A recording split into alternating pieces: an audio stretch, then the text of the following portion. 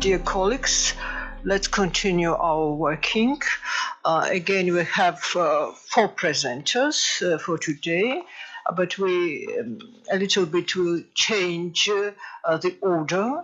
And after 2 presenters, we announce a little discussion, and then after 2, not discussion, not for all at the last of the session, but after 2 reports. I think it is comfortable for you too, and for our presenters for some reasons. So I would like to pass, to invite now to make your presentation Sopio Kadagishvili, who read the presentation on the topic Prince Demetre, Demna in Georgian Historiography. Please introduce yourself, because in this program there is no your affiliations, so introduce, you will do it better than me. Don't forget. Thank you so much, Professor Chkhartishvili. So I am scientific employee at Ivana Javakshvili State University Institute of History and Ethnology.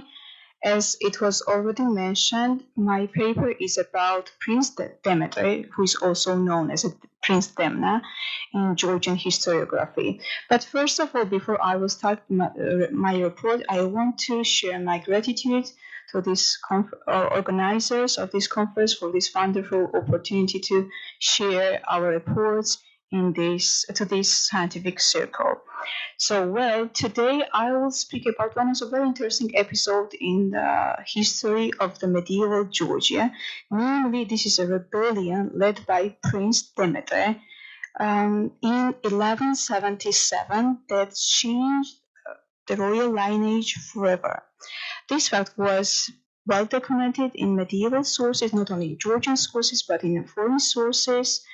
And observing on this issue does not lose actuality because of different perspective of this case study. At the very beginning, I want to outline the purpose of my paper.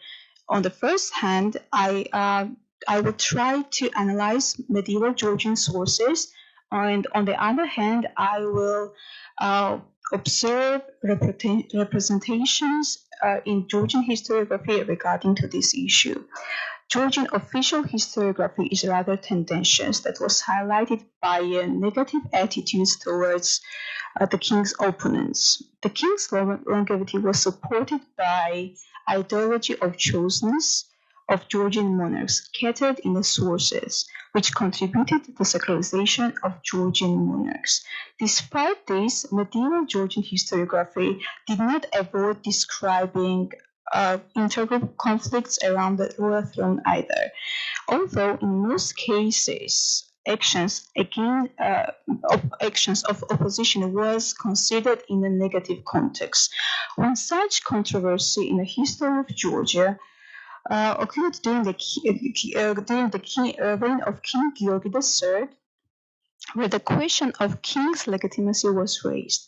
All of this had such historical background. King Demetre, the predecessor king of the Georgi III, had 2 sons, the elder David and the younger Georgi. According to Georgian royal tradition, the throne was inherited to the king's elder son. However, king chose his young son as the next king of Georgia, and this is where the great tension begins. David went against the father. He even managed to overthrow his father from the throne, but he died in a short period. But he left little son Demna, Demetre, who, according to the Georgian royal tradition, should be ascended to the throne. But due to his age, his uncle Georgi III take the throne of Georgia. And later, Demna decided to fight against his uncle and gain his legal rights. He had support from Georgian feudal lords, including Ivan Orbeli, who was Amir Spasala. It means that he was a supreme commander of royal army.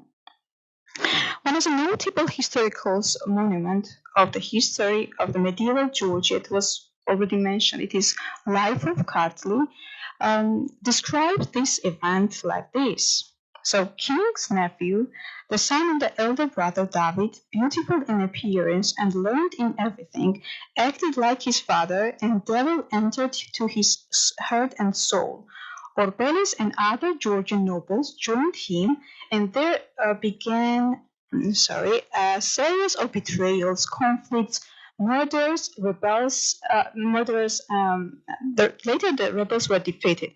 Demna asked forgiveness to his uncle, but uncle severely punished his apostate nephew. He was blinded, he was tortured, and later he died. Traditional Georgian historical sources are speechless about Demna's tragic death.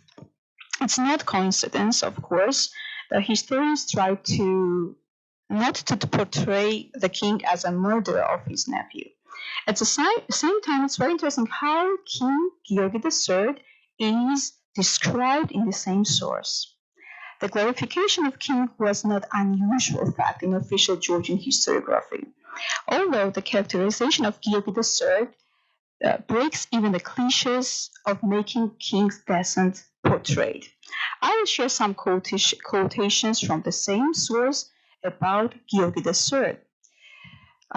Georgi was Gorgaslit. So what does it mean? That Vakhtang Gorgasali was one of the prominent Georgian king in the 5th century, and in this case, historians try to show that this king Georgi III is a follower of the path of Vakhtang Gorgasali. We resembled so much the blessed Vakhtang. He was king of kings, a strong and brave man. Also, he's portrayed as the bravest among the brave and the greatest among the giants, who imitated the feast and the crown in proto-martyr Georgi, didn't listen. And if he defeated just one dragon, this invincible fighter and this namesake of Georgi, not only name but in mind also, eliminated multiple asps and vipers. And if you paid attention, so he's compared to St. George's King Georgi III. How can such reverences can be explained? Because his role is very exaggerated in the sources. He took first. It can be explained like this: that he took the throne in uncontroversial way, and also the second, such glorification of Georgi III would overshadow the Demna's portrait. After emergence of modern Georgian historiography, this interesting event was also paid attention. Most historians of 19th century presented this story as a level of the fact.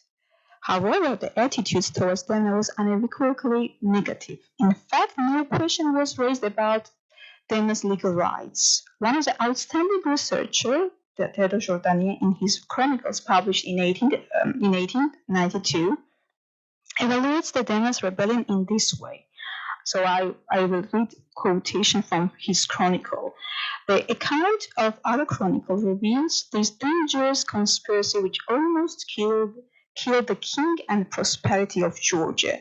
It seems that the historians of the new period repeat the pathos of the Middle Ages, that Demna's action was evil for the country. He is rarely presented as heir of the throne.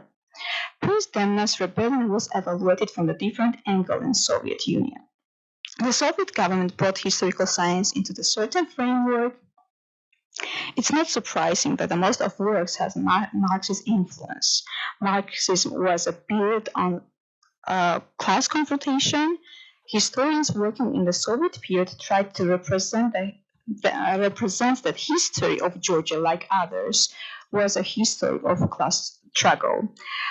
And accordingly, this uprising was considered as one of the visible examples of the class struggle for mastering over productive society, where the main activist was not Prince Demna, but representative of high class and father-in-law Ivan Orbeli.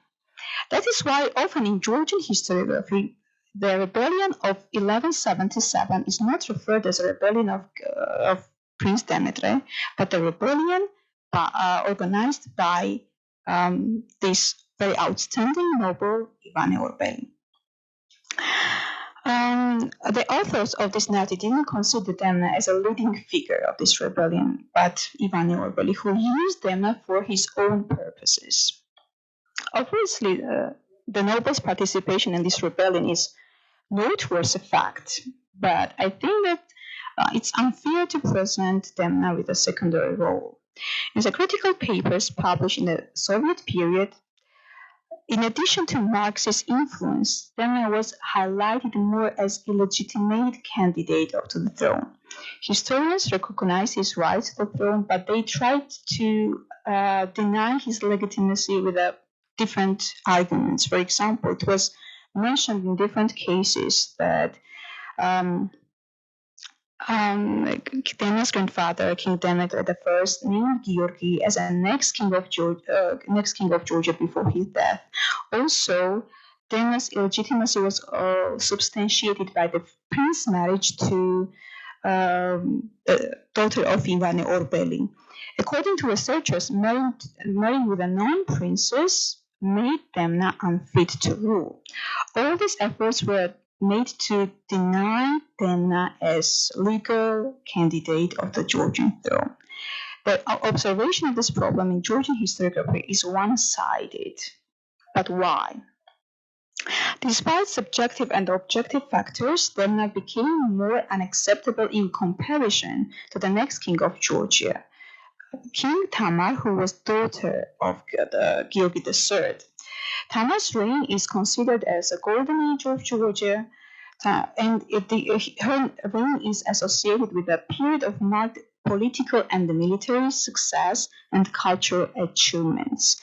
This, combined with her role as a female ruler, has contributed to her status as an idealized and romanticized figure in Georgian culture and historical memory.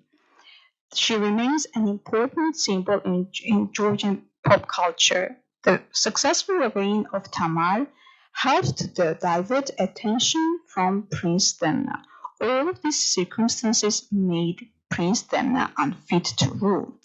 So the aim of my paper is not put Demna's legitimacy or illegitimacy on a trial, but I try to follow the steps how and why Prince Demna became unfit to rule. Thank you for your attention. In case of questions, of course, I'm ready to answer. Thank you, Sopio, for very interesting accent on Georgian Soviet historiography. Thank you. Now, I would like to invite to make presentation Professor Dr. Srđan Pirivatrić, and title of his presentation, Acceptance or Rejections of Emperors in the Byzantine Civil War, 1341-1354. Please. Thank you very much, dear Mrs. President, distinguished professors, dear colleagues, ladies and gentlemen. Before I start my presentation, I would like to shortly note that I am very honored to be here and very happy to be in the opportunity to speak on this conference. The civil war, which broke out several months after the death of Andronicus III Palaiologos after June 15 of 1341, lasted with few interruptions until his son John V established his own rule in December the 10th in 1354. The war, as it is well known, broke out as a conflict between the two sides, defending the rights of Andronicus' underage son, future John V, or John the future V, one from another. The regency of Empress Anna, the Empress Mother, and the Constantinopolitan Ecumenical Patriarch John XIV in the role of the epitropos of the regency, backed by the powerful Grand Duke Alexis Apokavkos, against the Grand Domestikos on the other side, John Cantacuzínos, who soon after the beginning of the conflict failed to become regent and proclaimed himself emperor in the Dimotichon on October 26 in 3041, albeit second in rank, second emperor, claiming the role of protector of the rights of the Empress Mother Anne and the underage Emperor John from Alexis Apokavkos as their chief supporter or his chief enemy. This conflict, which revolved around the institution of the emperor and the imperial throne in Constantinople, led to differing views on imperial power and its legitimacy and legality, accompanied by suitable arguments and propaganda, as well the acceptance or rejections of emperors. This concerned the whole four sides, with the exception of John Palaiologos himself, all bearers of the imperial dignity that took part in the conflict. First, John Cantacuzínos, then Serbian ruler, Serbian King Stefan Dušan, and Bulgarian Emperor Ivan Alexander as well. This presentation will focus on the case of Stefan Dušan because the topic is very big, not to say huge. So I will begin with the moment of proclamation of Cantacuzínos as emperor. This opened the question, of course, whether he would be accepted or rejected in his role of second emperor. The regency responded almost immediately. Patriarch John crowned underage John as John V, and excommunicated Cantacuzínos and anyone who eventually would recognize him as emperor was treated with the same punishment.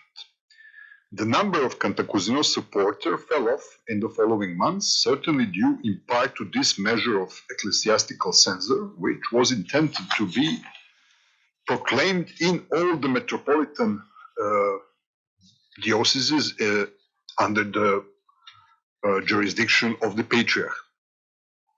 In the course of the civil war that outbroke, all the warring sides sought support not only from Roman citizens, but also from foreign rulers and potentates, both independent and semi-independent. The agreement of alliances with foreigners was also in keeping in a formal sense with traditional Roman political practice, by which the allied become socius et amicus, numbered among allies and friends. Alliance and friendship, in certain cases, could also include a not that old practice of including a foreigner into the virtual imperial court through the bestowal of court titles. As far as we know, the first case of such an inclusion of a foreigner during this civil war was that of Hrelja, once a subject of the Serbian King Stefan Dušan. At that time, the independent ruler of a significant region centering on the towns of Strumica and Melnik.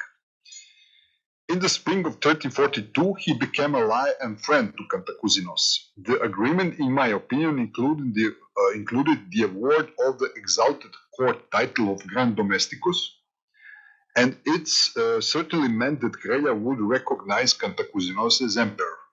Hrelja's inclusion was given in the form of a written oath. This improved Cantacuzínos' position in the empire to a degree, but it was already so difficult that he fled from the territory of the empire, arriving at the court of Stefan Dušan in July of 1342, with only few hundred of his supporters. An agreement was made at the Serbian court by which Stefan Dušan entered the war on Cantacuzínos' side. However, the details of the agreement can only be partially reconstructed, in large part only as a supposition, although supported by some argument. The Serbian king recognized Cantacuzínos as emperor and in return, he became his ally and friend, and in my view, also de facto a co-ruler over the imperial lands in the territories of the empire that he would occupy. The agreement respected in principle the legitimacy of the Palaiologos dynasty and Cantacuzino's position as a second emperor. At the same time, Dušan's most prominent baron, Jovan Oliver or John Oliver, received for his part the court title of Sevastokrator from Cantacuzinos also. In this way, Cantacuzinos expanded his virtual court in exile informally to include a co-ruler, a Sevastokrator, and a grand domestikos. Nonetheless, all still depended on the course and final result of the war, and the hierarchy established could not make complete sense until Cantacuzinos had captured the capital as a sui generis source of legitimacy and legality, and deposed the order for which he was fighting. However, the opposing side had a richer palette of options for attracting allies and friends. Hrelja was the first to be won over, apparently with the award of the title of Caesar a few months before his death at the end of 1342. A much more significant loss for Cantacuzinos was the regency agreement with Dušan in August of 1343. As far as can be ascertained, Cantacuzinos' legal position as a rebel excommunicated from the church was a significant factor in the regency negotiation with the Serbian king, probably also with Hrelja earlier. The negotiations must have informed the Serbian king of the important circumstance of which he had probably not been aware, that by helping and recognizing Cantacuzinos as emperor, Dušan risked excommunication himself. The negotiations demonstrate that above and beyond legitimacy, which Cantacuzinos also possessed, the side which could claim the legality of the divinely appointed authorities in the imperial capital carried more weight. There were other arguments, of course, but as in the previous case, only a partial reconstruction of this agreement of Dušan with regency is possible. However, its visible consequence is to be seen in Dušan's position as a participant in the imperial government, which, as of the summer of 1343, he consistently stressed in the documents issued by his chancery, using the appropriate Greek components to his sovereign titles. Dušan's conquest of imperial territories up to that time and thereafter were legalized, it seems likely, by means of a form of a charter of rulership over the lands west of Christopolis that the regency issued to him. The treaty also included the betrothal of his young son Uroš to the sister of the Emperor John Palaiologos. By means of the treaty, spiritual and concrete kinship was established between the two ruling families. The bestowal on the title of despotis on John Oliver can also be connected to a decision of the part of the regency, first and foremost to this treaty. The stance of the Bulgarian Emperor Ivan Alexander during the civil war was determined in large part by his close relations with Stefan Dušan, since the Serbian king was married to Ivan's sister Jelena, who wielded significant influence over the decision-making of her husband. Excuse me. Okay.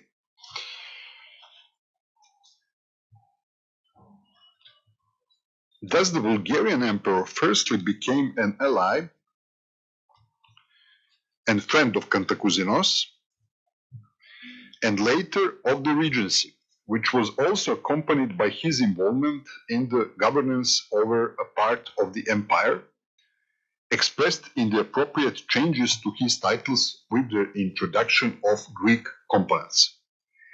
The epoch of the Civil War brought about a form of decadence in political values at many levels. In the further course of the war, the ranks of Cantacuzino's allies in France came to include certain Momcilo, the lowly but powerful lord of an important region in Rhodops, earlier a subject of Serbian king.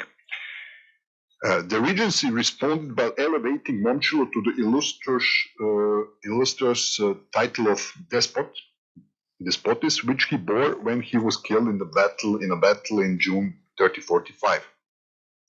The Megas Dux Alexios Apokakos, who had exerted a decisive influence over the decisions of the regency, died in Constantinople at almost exactly the same time. A worsening of the position of the regency seems to have been the background against which the further important events of the Civil War played out. Probably at Christmas of 1345, King Dušan was proclaimed Emperor of Serbs and Greeks in Serbian version or Serbia and Romania in Greek version. It has not been noticed that this proclamation might have been in connection to the fact that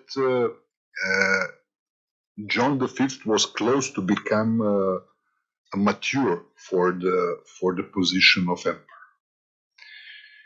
He was born in June 18 of 3032, so in June 18 of 3046 he would have 14 years of age. The imperial coronation ceremony of Dušan, held on Easter 1346 in Skopje, which was performed by the Serbian and Bulgarian patriarchs, by two patriarchs, also received the blessings of unnamed archbishops of the Greek throne, as a source says. An argument is made in support of the conclusion that this key step in Dušan's imperial journey or imperial path was undertaken in agreement or sort of agreement with the regency. It's only supposition. Be that as it may, there are no traces of opposition or condemnation of Dušan's act from that quarter, for the quarter of the regency. The monastic community of Mount Athos, which a few months earlier had accepted him as its lay authority, also gave its blessings to Dušan during the ceremony as a second in line in the hierarchy headed by John V Palaiologos. There followed the imperial coronation of John Cantacuzínos, which was performed by the Patriarch of Jerusalem in Adrianople in May 1346. Finally, the decisive turning point at this stage was the victory of Cantacuzínos when he entered Constantinople in February 1347. Among the first steps he took were the lifting of his penalty of excommunication, and the issuing a conviction of patriarch for some unspecified offenses against the state and church. Cantacuzínos' position as the elder emperor and temporary guardian to the younger Emperor John V, who in the meantime had also become his son-in-law, was finally legalized in the constitutionally perfect coronation ceremony in Hagia Sophia, which was performed by the new Patriarch Isidore in May of 1347. The change of the imperial authority as a legislative source and the political condemnation of the Patriarch as a representative of the previous authority also meant challenging the legality of everything that Dušan, Ivan Alexander, and other personalities has achieved based on the decision and their alliance with the regency.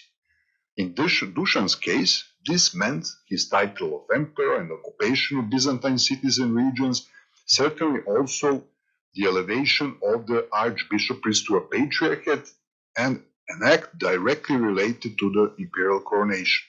In his efforts to recover the lost territories, or at least a part of them, Cantacuzínos gave priority to negotiations over military campaigns. As far as can be reconstructed, at the end of 1350, he was ready to recognize Dušan's title of emperor, but limited to Serbia, the same model of relations as with the Bulgarian emperor, and the recognition of a part of conquered territories.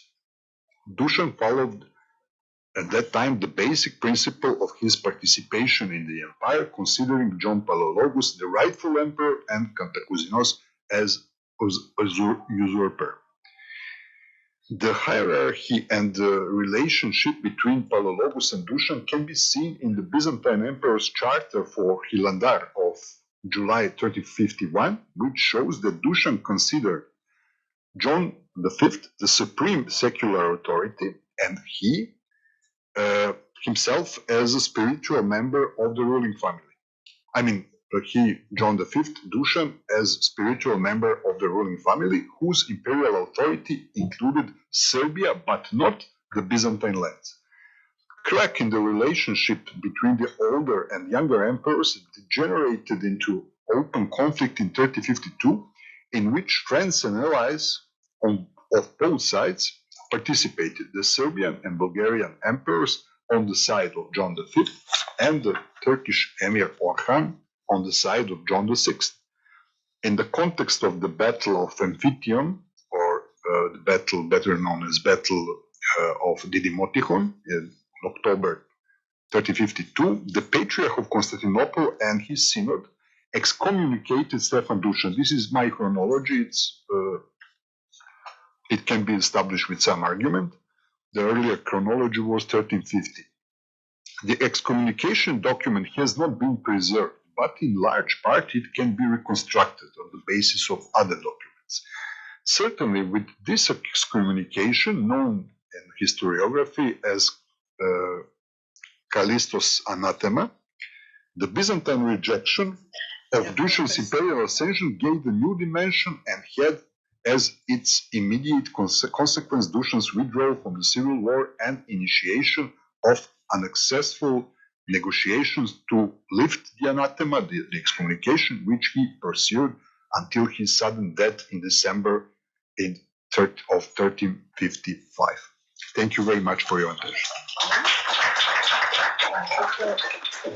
For very interesting report and for respecting the time limit. Now we decided, I already told you about our decisions, that after this true presentation, let us discuss. And if any question, you can feel free, who would like to pose questions or maybe remarks, comments, please. Oh, please. In order to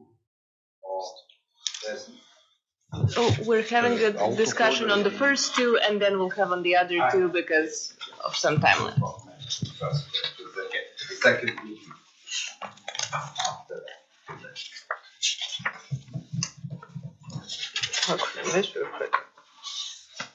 So, There's no question. if I could have a question for Ms. Kadagishvili, well, two questions really. One regarding the tragic fate of Prince Demna. Did they mean to kill him, or did they just mean to make him unfit to be a pretender for the throne, but he accidentally died from the wounds? And the second, you mentioned the marriage and that it was more or less a disqualificatory circumstance that he was married to an ordinary noblewoman, but not a princess, unlike his uncle. Did that have more of a symbolical meaning, like he associated himself with someone of a lower birth, or simply a political, like he doesn't have good marriage political connections? And when was he married? Because if he married that before rebellion, but he was his heir to the throne at the time, because Yes. it's unusual then that he got married to a non-princess. Okay, thank you so much for for your questions. Let's start from the beginning, from the first question. He was killed, and also he was described as unfit to rule. It's vivid from Georgian medieval sources, but not from all the sources, because we have foreign sources as well, like Armenian sources that describe this event, and especially some Armenian sources take Demna's side against the king of Georgia. So the both of them, he was made as unfit, but also he was blinded, he was tortured, and then he died soon after. But the second question, so we don't have exact rule that kings should be married to the princess, but it was like a tradition, and our kings usually married to foreign princesses. So this is argument of historians brought by modern historians to show how Demna was not fit to rule. So we don't know it was a real reason why she couldn't be a king of Georgia, because we don't have any legal signs of this issue, but this information was used by modern historians to show why he was not fit to rule. Yes. Thank you. Is there any other questions to Sopio, please? Not. Well, to both. To Professor, if there is no questions, to Professor Srđan. Please. It's not quite a question, it's more a remark. You mentioned the importance of the maturity state. And I think this was always a very, I spoke yesterday a little bit about the regency and above all about the end of the regency. And at the state, the end of the regency was possible. And so on, it was an ideal, or maybe the last occasion for Dusan. This state, 14 years we have.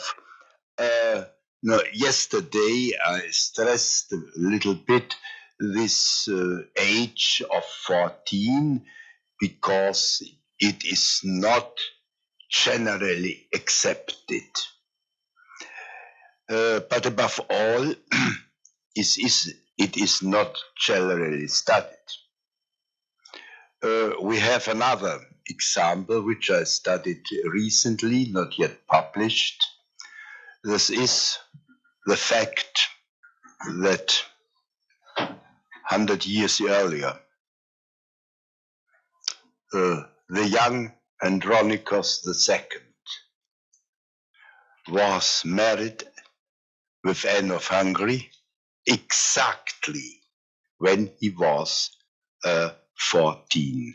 We know that he was 14, but we know actually the date when he was born, Andronicus II, and this was 58, not 59. So if we start, that's only as a parallel example, in another time and completely under conditions. But I think also the Serbian modern historiography should be more stress the importance of this state for the history of Serbia or the imperial history of Serbia. Stefan Dusan couldn't wait. And this was a fact. Now, only because you hesitated a little bit, and I would stress that is a very, very important date. Okay. Thank you very much. Yes, I mean it's an additional argument given the fact that there was also betrothal between his son and the sister of the future emperor. Perhaps he had idea to become a member of regency or senior emperor, because There are two schools with regard to Dusan. I mean, two schools of modern historians. One school that they say, well, he was brutal warrior who just wished to conquer territories of the empire and to finally conquer Constantinople and become a sole unique emperor. But there, some 20 years ago, more subtle approach was offered by the late Professor Sima Čirković, that he searched, he found ways. He insisted on some forms of legitimacy, and it's not that easy with Dušan's path through the empire, his imperial way. So thank you very much. I think that this corroborates this second school. Thank you. Yes, but we are very limited in time. Yes, please. So, on the same subject, when minority is over and we don't know exactly. I remember the huge work of Ekaterini Christofilopoulou about the regency. She does not mention when it ends. It was a pragmatic thing. It was a fact. When the young emperor became a mature person, so he could become emperor. But we have, of course, legislation does not refer anything. But we speak, and Professor Schreiner spoke, and yesterday also about 14 years old and so on. 14 years old completed was, according to the legislation, and especially a novel of Leo VI the Wise, was the age that a boy could marry. Yes, that's why, yes, 14 completed. And the girls, not the betrothal. What do you mean? Marriage can be contracted at 12, right? Not 12. 12 completed was for the girl. 14 completed, that is 15. 15, it was for the boy. That's why we say about the 15 years old and so. But it was a fact when the young prince became mature. And we see it because Christofilopoulou has described all these cases of regency, and we see that it ended in different ages. It was a fact when they thought that this young person could become and could reign. Of course, the 15 years old was because of the marriage age. So we think that he was a mature person anymore, since he was a man and he could become a husband and also a king. It's the only legislation that speaks about age and maturity. Thank you very much. Well, it does not mean, of course, that 14 years should ultimately come, finish a regency, but it could bring some changes to the position of the emperor, because as a married man and married to a daughter of a certain person, he could, of course, be part of a different or specific political network, and it was I think, a dangerous and important date for political calculation. There is an article of Father Collas, and there was after that a dialogue about the age and the maturity, according to the novel of Leo VI.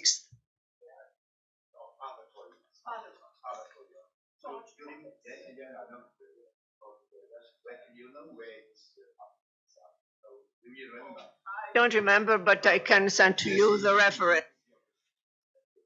Thank you. Dear colleagues, I think we should stop on this discussion because we have should present two presenters now and again discussion. Now online presentation. Yes, I would like to invite Dr. Nasser Gabriel to present the paper entitled as Comparative Study of Political History and Cultural Anthropology on Royal Authority and Monarchical Power. Thank you. Thank you, dear colleague, about your invitation. It's an honor for me. I am regret to don't be present with you, but I am very happy to share with you my reflection about the question of anthropology, a comparative anthropology, suppose a relationship between text and context. And my reflection is theoretical, more methodological about this question, because we thinking about ambitious program about the writing of power, east-west and north-south. Both dimension, cognitive and political historical response to each other. In the issue of the study of political culture under a comparative mode, we will seek to pose the challenge of the history of political theory as conceptual element of political culture and juridical culture. Political and juridical culture being ideology is to religious belief, this is to say a stage to theoretical determination constitute rationality and intellectually homogeneous. Political and juridical culture is never in itself an alchemically pure texture. It is a protean mediation that rests on layers of successive sedimentation of cultic, cultural, ideological, political nature in political nature. I heard the last discussion about the question of empire, for example, and empire, it's a question of imaginary, political imaginary. It's a good example about the reflection about the political culture beyond the limits of political order. Political culture is never in itself an alchemically pure texture, but it's interesting to introduce the question of the ability to grasp stabilizing logic in the ability to maintain and develop order sovereign policy. Imaginary is not just a use in the text, on legal text and political text, is a use to develop a narrative about the stability of the political order. It was the case, for example, in the form of legitimation and narration policies mobilized around the first four caliphs of Islam in the 7th century, but as was the case in the context of the papal affirmation, notably under Innocent III, he writes, the plenipotentiary of him by whom all king reign and prince rule, of him who gave kingdom to whomever he please. He has to power to overthrow, to destroy, to dispense, to dissipate, to edify, and to plant.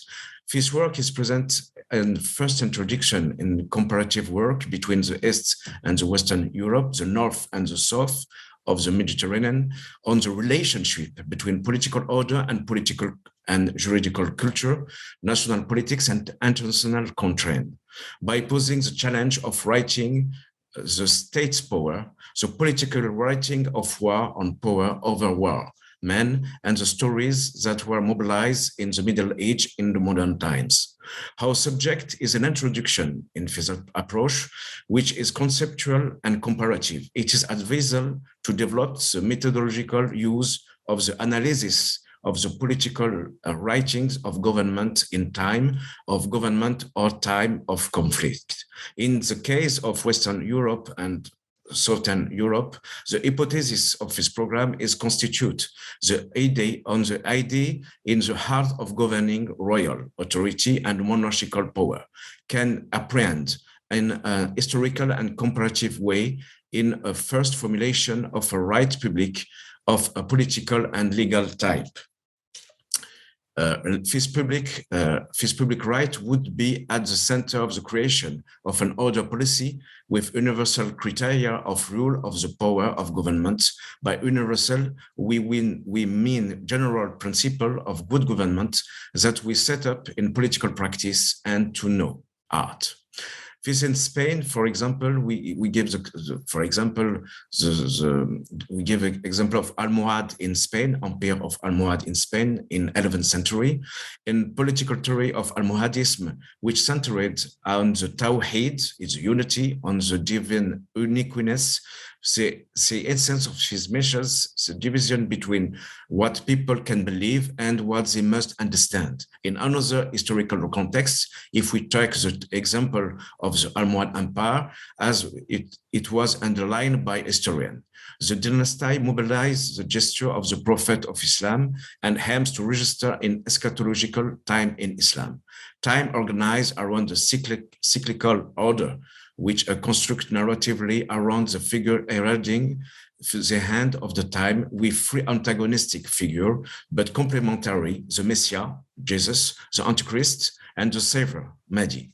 The two first figures found a testamentary narrative adds on the hand Christ, and on the other, the Antichrist.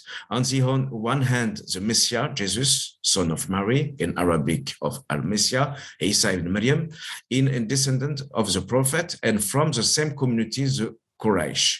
And on the other hand, the false Messiah, the Awar al-Kadab, the 1 year's liar, the great deceiver of the Messiah, of misguidance, Masih al-Dalala. In eschatological time, the two narrative characters will establish two respective reigns. The first reign will be at the deceptive Messiah, and after ontological struggle between good and evil, in the end, it will be the Savior. The Messiah Jesus will begin his reign. The third figure is Mahdi, the Savior, will have the same name and the same tribal origin on the Prophet of Islam from the community of Quraysh, Muhammad ibn Abdullah, which will announce the return of Masih by recasting the prophetic revelation.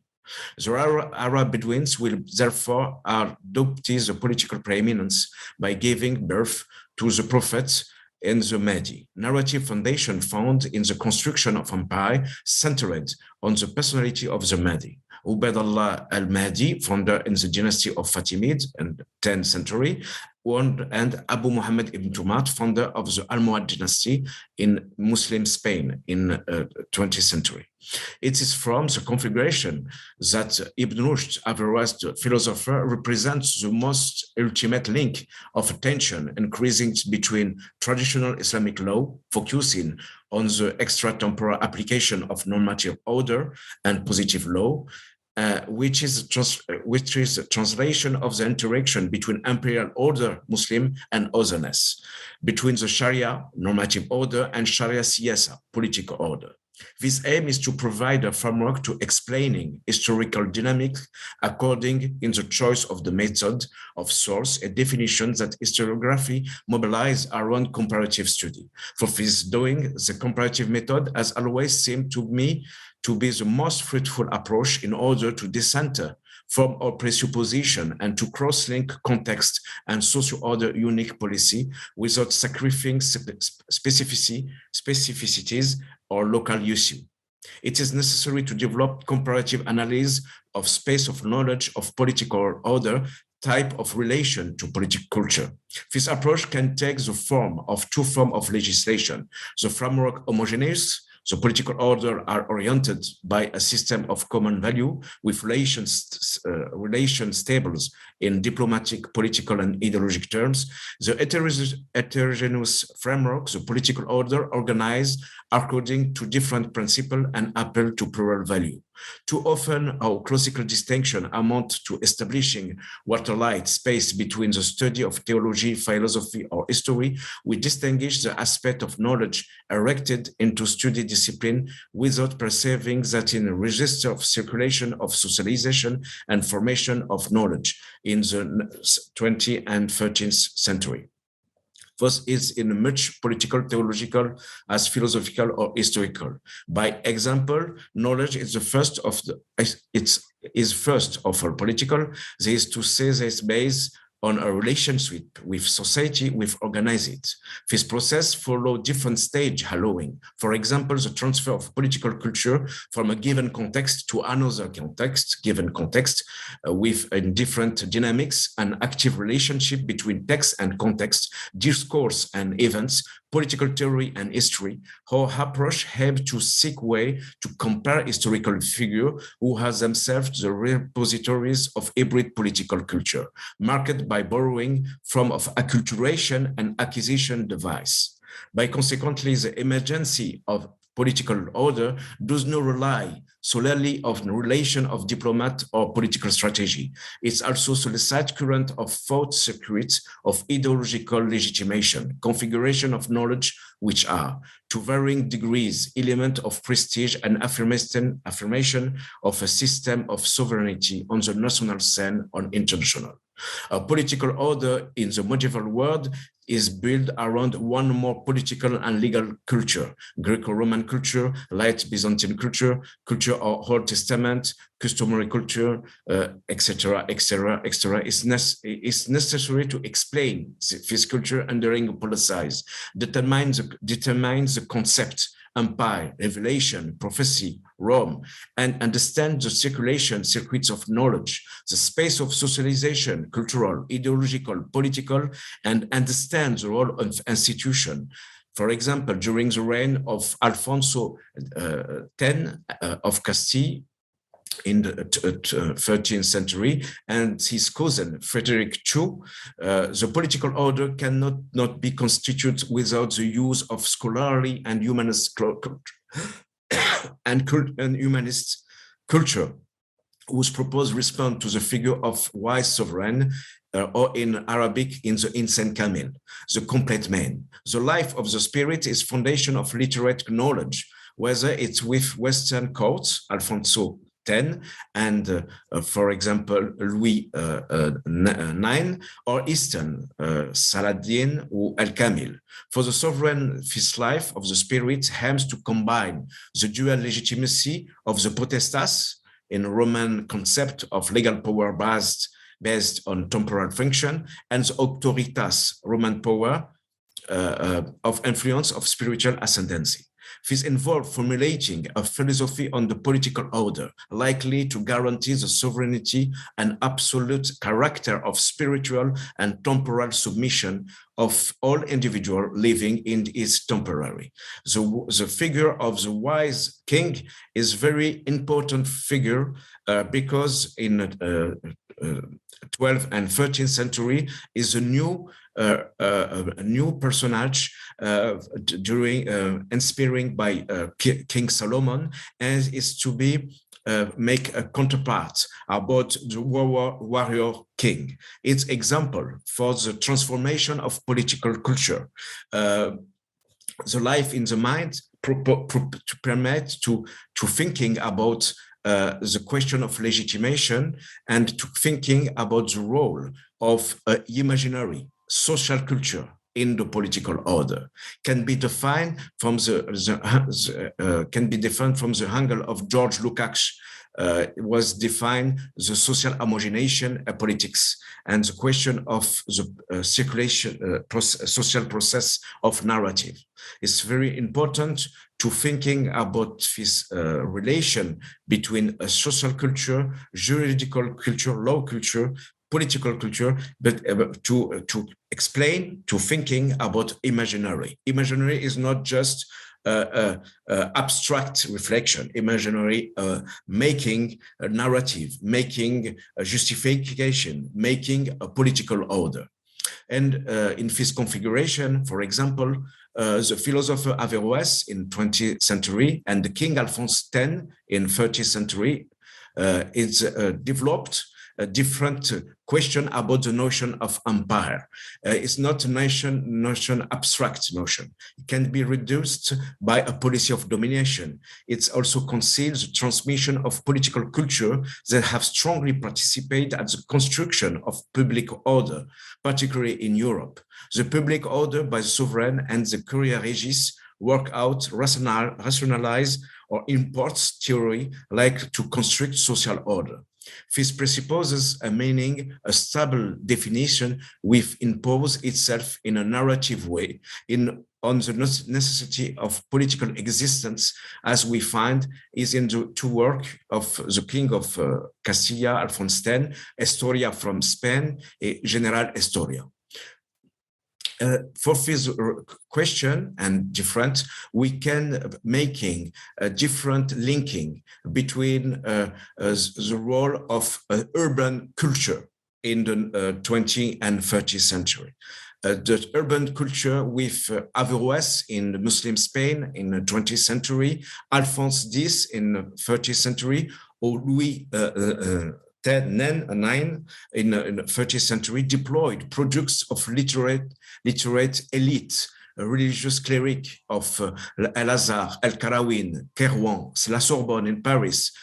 Different city is in Muslim Empire and Western Empire, was assistant of a new university categories created by the sovereign policy of the sovereignty. Of the sovereign. For example, the University of the Frederick II of Naples. The emergence was built in many groups, socio-political, the Turkish Circassian techno-administrative elite in Baghdad, the palatial elite, Andalusian in Fez, the clerical of the Curia Regis of Toledo in Paris, who distribute the maps of geopolitics knowledge, how in the configuration as the theories of politics elaborate, how thinking about the construction of the thought of power in charge of legitimizing, justifying, and serving in politics and other politics. Thanks. Thank you. Thank you very much. And last presentation, I would like to invite Natalia Turidina, Knight King, King Alexander Gorodovich, and the protection of Russian emigration in the 1920s and 1930s. Please, Natalia. Thank you for introduction. I present the St. Petersburg State University and the Institute of History. And following the previous speakers, I would like to thank all of you. You're just a very high professional audience of different disciplines. And I think that this multidisciplinary and even interdisciplinary approach unites all of us under such a wonderful roof, one roof of the Belgrade University, and will enrich our research. As for my topic, my report provides an image of the king of the Kingdom of Serbs, Croats, and Slovens, Yugoslavia, Alexander I Karađorđević, as a ruler fit to govern the metaphysical Slavic world seen by the Russian immigrants who found a shelter in the kingdom after the defeat in the Civil War and the evacuations of 1919-20. By the mid... just F5. Yeah. By the mid 1920s, the total number of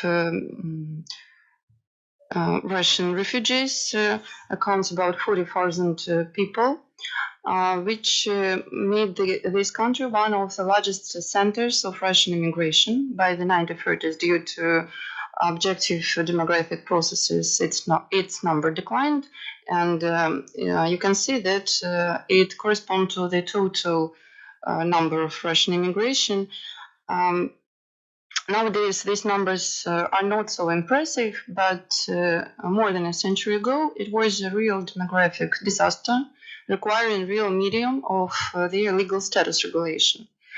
Under the non-recognition of the Bolsheviks and their regime, The politically active and intellectual stratum of Russian immigration, former ambassadors, first of all, acquired a certain authority and influenced the patterns of governance of the migration on different levels, from regional to international indeed, becoming intermediaries between representatives of the diaspora and the governments of recipient countries. Such officers had a certain degree of autonomy, but sometimes somehow fit into the national system of regulating the right of asylum. This mechanism works in most countries where former Russian ambassadors took care of the fate of Russian refugees. So did Vasily Strandman, former Russian ambassador in Serbia. But already in June 1920, the Serbian government established a state commission within the Ministry of Foreign Affairs, which was in charge of the affairs of Russian refugees. This was largely determined by the purposeful policy of Alexander Karageorgievich to protect Russian immigrants. In general, the Commission solved all urgent issues and supported the existence of various immigrant organizations, educational institutions in particular. From 1920 to 1927, it was headed by Jovanović, chairman of the People's Assembly, and then in 1927-1940 by president of the Serbian Academy of Sciences, Aleksandar Bjelić. Moreover, from 1921 to 1944, the administration of Russian Orthodox Church abroad was located in the kingdom in Sremske Karlovci, along with the administration of regional office of the All-Russian Military Union and the headquarters of the Commander-in-Chief of the Russian Army, Lieutenant General Pyotr Wrangel. Besides, Alexander I personally contributed to the construction of the Holy Trinity Church in Belgrade, which became a place of storage of military shrines of the Imperial, Volunteer, and Russian Army's regiments, and where the remains of Lieutenant General Wrangel were buried. As we can see, King Alexander personally delved into many issues of the everyday life of Russian immigration, being considered as their patron, and it's no coincidence as he had strong ties with the Russian people. Being the godson of Emperor Alexander III of Russia and the grandson of Emperor Nicholas II, he studied at the School of Jurisprudence and in the Page Corps in St. Petersburg. He was familiar with many officers and representatives of the Russian royal court, who found themselves in exile in the kingdom of Serbs, Croats, and Slovens. He was close to this part of Russian diaspora like no other. They saw in him the legacy of the departed Russia. I must add that he also welcomed Russian immigrants, received their letters, might talk to them in the street, and even give a ride in his wheelchair if he met acquaintances on the streets of Belgrade. And such stories were usually preserved in the family myths and legends and honored by their grandchildren.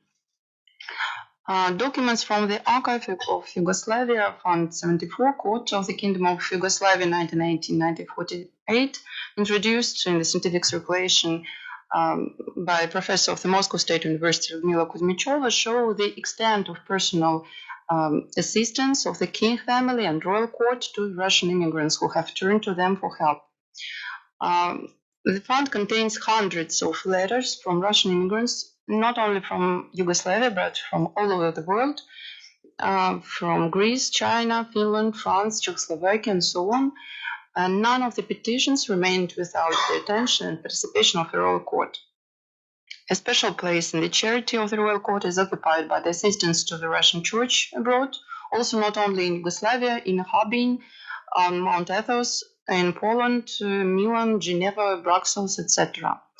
The royal family pays a lot of attention to Russian children and youth and the tasks of educating them in love for the abandoned homeland, including falconry movement. The royal family promoted exhibitions of works by Russian artists in Belgrade and even bought their paintings. The royal court directly provided effective assistance to Russian refugees, taking them into work. Russian refugees served at the court, like footmen, coachman, gardener, and equestrian, etc. In addition to the king, other members of the royal family also helped Russian refugees. Queen Maria, Alexander's sister, Princess Elena Petrovna Romanova, also provided help to different refugee organizations. The quintessence of such a sympathetic attitude was the opening of a Russian house named after Emperor Nicholas II, which took place in a solemn atmosphere on the 9th of April 1933, in the presence of members of the royal family, headed by Queen Consort Maria, Prime Minister, and prominent representatives of the Yugoslav intelligence circles. In the Russian house, built according to the project of Russian architect Baumgarten, there were a house church, public library, Russian Scientific Institute, Russian Public Theater with a hall for 750 seats, a Russian Serbian male and female gymnasia, an elementary school, Russian Musical Society, Russian Falcon, museums, and so on. Attendance at the house exceeded an average of 2,000 people per day. For such a cultural and social center, Russian immigration was grateful both personally to King Alexander I and to the entire Yugoslav people. Undoubtedly, even during his lifetime, King Alexander became a symbol and hero of the fraternal people, although in his own country he wasn't absolutely loved. The Night King, the Legend King, the Unified King, that's what they called him during his lifetime, but also they called him Grand Serbian Chauvinist, Bloody Dictator, Dilettante on the throne, and so on. Such polar points of view were spread in various circles of contemporaries, both in Yugoslavia and abroad. Meanwhile, among Russian immigration, the attitude towards him was uniform, although the immigration itself was more like a scattered temple than a monolith, according to the metaphor by Sergei Mirgunov, one of the prominent Russian politicians in exile. Therefore, it's not surprising that the untimely death of King Alexander on the 9th of October 1934 from a ballot of nationalists was perceived as a personal tragedy of every immigrant. I would like to dwell on the reflection of this event in Russian press and memoirs in more detail. Russian church throughout the world, not only in Yugoslavia, conducted memorial services on the occasion of this tragic death. And during the first week after assassination, with a huge gathering of Russians, they stood on the stairs, in the gate, and even on the street. Russian Voice, one of the leading newspapers of Russian immigration in Yugoslavia, of pro-monarchist orientation, until the 24th of November 1934, more than a month, devoted most of its volume to expressing condolences to the royal family, publishing photographs from the archives of immigrants, memoirs, poems dedicated to King Alexander, and so on. I would like to share some of the photos and poems. Maybe not of them are of artistic value and maybe of graphical variety, but I still think that there will be shorts that could be interesting. These are King's photographs of the period of his studies in Russia. These are pictures from the front of the First World War.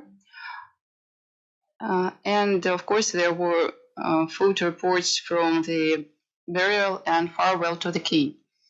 The funeral took place on the 18th of October. On behalf of the entire Russian immigration, Vasily Strandman and his assistant laid wreath on the coffin of the king. In the palace, later in the procession, Strandman represented the Russian meeting of ambassadors in Paris. There were also wreaths of different Russian organizations, from the All-Russian Military Union and its head Miller, from the Russian Emperor family, Grand Duke Kirill Vladimirovich, Grand Duke Dmitry Pavlovich, and Andrei Vladimirovich. There was a wreath on behalf of the entire Russian immigration. In the left, in the center, it's the wreath from the Union of Russian Students, and the silver palm branch from the National Union of Russian Women. During the burial, the Russian clergy served a litany at the coffin of the deceased.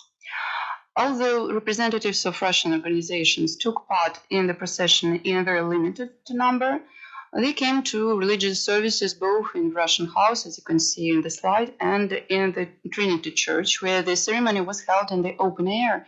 Otherwise, it was impossible to accommodate everyone.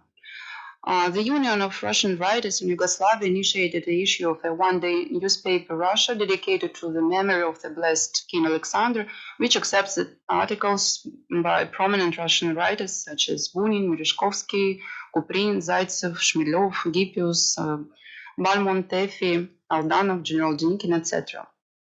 The newspaper published numerous, Russian Voice published numerous poems dedicated to the king, not by famous authors, but sincerely and from the bottom of the heart. I've conducted a short discourse analysis of newspapers' notes, which allows to create such a bank of definitions that accompanied mentions of King Alexander. The great monarch, I think it's better to name it, the wisest ruler, the creator of the Yugoslavian state, the loving and beloved father of his people and our father, Night King, King Vitis, that's synonym, these are the synonyms, the loyal friend of Russia and the best friend of Russia, the defender and patron of Russian people, not only in Yugoslavia but all over the world, Virtue King, hero, the last defender of the Orthodox Church and national Russia, the Martyr King, the natural sovereign, the people's leader, the light carrier, the knight of conscience, hope sovereign, the unifier of Slavs, and divine categories such as servant of Christ and saint. The appeals to the Slavic idea, which appears quite noticeably here, echoed with the diary notes of representatives of Russian intelligence circles. I will give just a few. Russian theologian, journalist, historian, and educator Dmitry Skripchenko, living in Novi Sad, noted in his diary on the 9th of October, a friend of the Russians was killed. And while in Harbin, the famous Russian artist and philosopher Rerich wrote more broadly about this on the 12th of October. Trouble happened in Slavs. The hero of the Slavs is gone. The Russian immigration saw their future in Alexander, pinned their hopes on him for the revival of national Russia, as they called it, so their hopes were pinned not on the hereditary Grand Duke. There were disputes over whom was fit to succeed Nicholas II, but on a foreign king who was considered as their own. This is an amazing example, and I'd like to stress this thing. Many Russian immigrants found obvious parallels between the tragic fates of King Alexander and his named father Nicholas II. It was then that Vladika Nestor appealed to the idea of the need for joint veneration of the crowned martyrs and the construction of a memorial chapel in Harbin. This idea was supported by Rerich, by many circles of Russian immigrants, and from all over the world, from Manchuria, China, Yugoslavia, Czechoslovakia, England, France, Germany, Japan, and the USA. And the construction of the memorial chapel was carried out at an unprecedented high pace. In 1936, it was open to the clergy. A relatively small amount was collected and spent only on construction materials, equipment, and the payment of hired workers. The main works on design and decorative work outside and inside the chapel were carried out free of charge. Unfortunately, in 1948, Vladika Nestor was accused of anti-Soviet activities and imprisoned in a camp. The chapel, which you can see on the slide, began to gradually ruin until it was finally destroyed in the 1960s. Now a 7-story building stands in this place. However, the commemorative practice hasn't disappeared yet. In the Church of St. Alexander Nevsky of the Serbian Orthodox Church on Srđan Street 63, not far away from here, there is a marble plaque with icons of Nicholas the Wanderworker and Alexander Nevsky, dedicated to the memory of Russian Tsar Nicholas II and King Alexander I Georgievich, which emphasizes the continuity between the two Slavic peoples. In my opinion, my little research contradicts the accusation of King Alexander I in Serbian nationalism. which has taken root in historiography due to appeals to the testimonies of some of Alexander's contemporaries. As far as I'm concerned, his approach wasn't national, and his vision of managing a multinational state, an Yugoslavian state, was based on the already anachronistic experience of the collapsed empires that the Serbian state had been guided by since the second half of the 19th century, whether it was Austro-Hungary or Russia. And the death of Alexander just marks this civilizational transition to the national principle, which, as subsequent events showed, triumphed. So that's just an preliminary conclusion, and I'm open for discussion. Thank you for your attention. Thank you. Practically, we have no time for discussions, but if there is any question and comments, of course, you can pose. Well, the next break is a long one because it's a lunch break, so we can steal some from it. First of all, to Dr. Gabriel, and then to Regina, please. And please.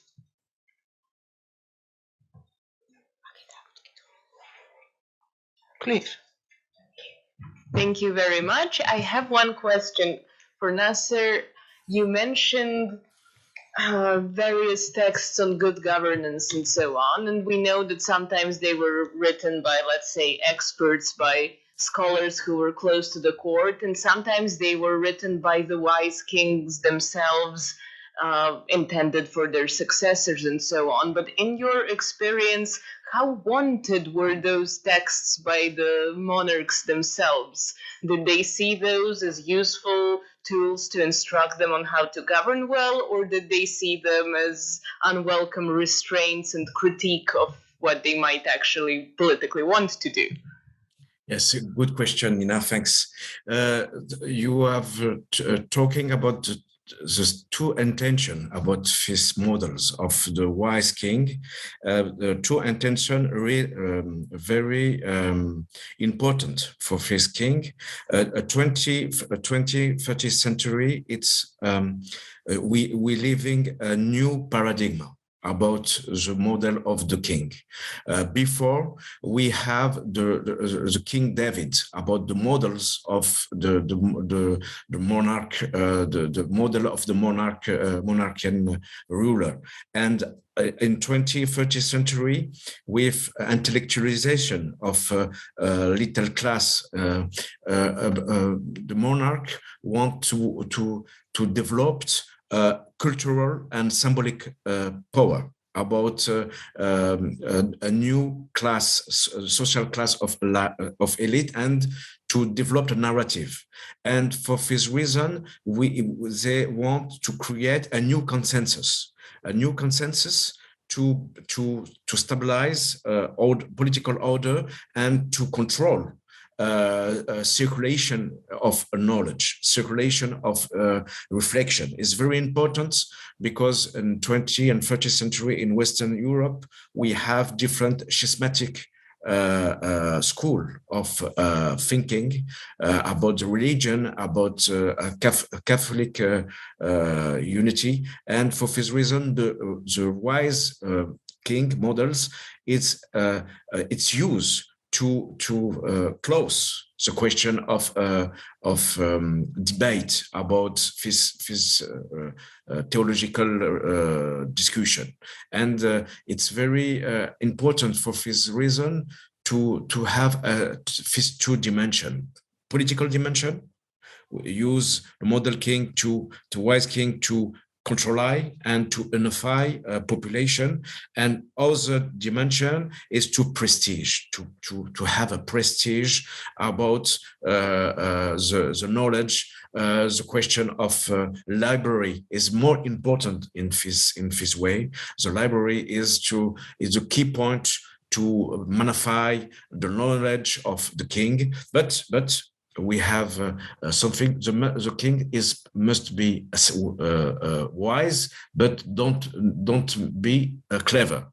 Clever is is a little dangerous.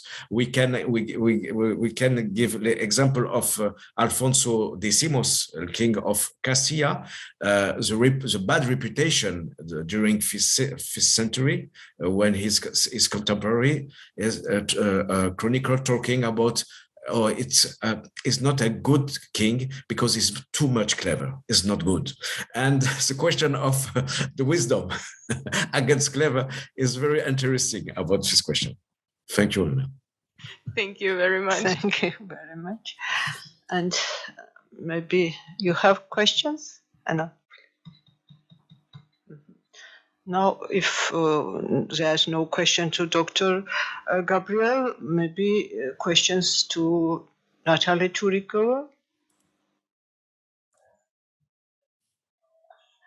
And Natalia? Yes?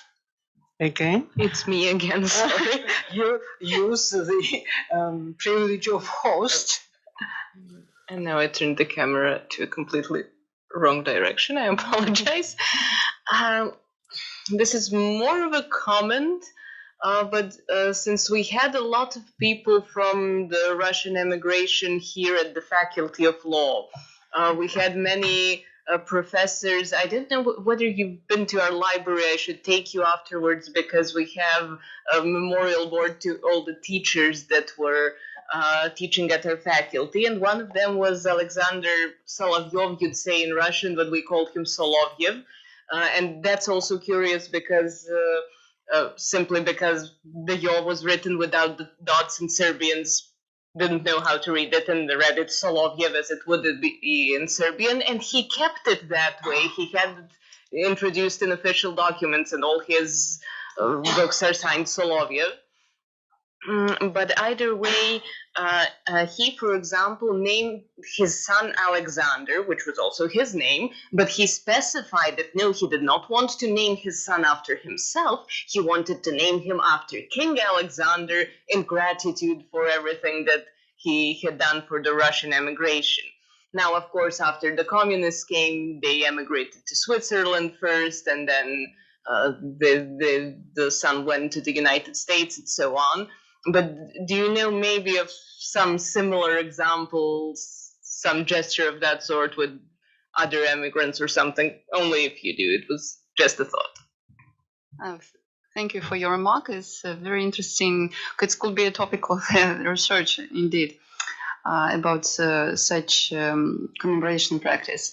But I also, after visiting the St. Alexander Nevsky Chapel a few days ago, just felt that the image of Alexander Nevsky of the 13th century of Northwest is connected somehow to the image of Alexander Karageorgievich in the Balkans. And please, this King Alexander enjoyed wide popularity only among the immigrants, or played any role in modern Russian nationalism? In modern, I don't think so.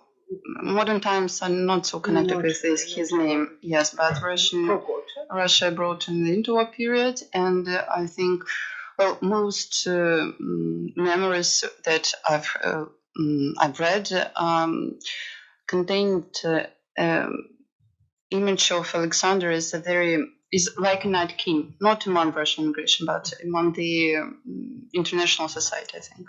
Among the immigrants. Not among the immigrants, but in the society. In the Soviet period, well, I think he was accused of Serbian nationalism, of chauvinism, and in like the last and so popular representative of the monarch family, it wasn't popular to talk about him. So, but in 1921, it was